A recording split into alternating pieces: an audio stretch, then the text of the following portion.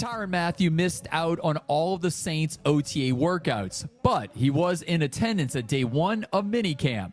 Mathieu recently decided on a short haircut, which was perfect timing for a practice that started at 11:50 in the morning. I'm all for it. I'm born and raised there, so I think it's all a part of, the experience. You know what I mean?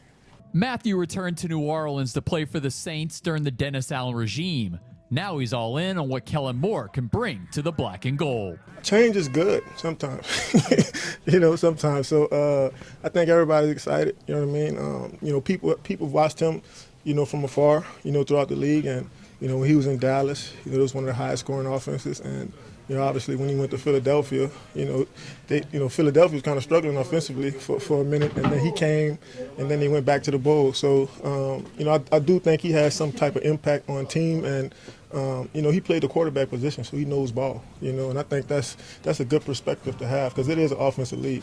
This offseason, Mathieu reworked his contract to make sure he stays in New Orleans for the 2025 season.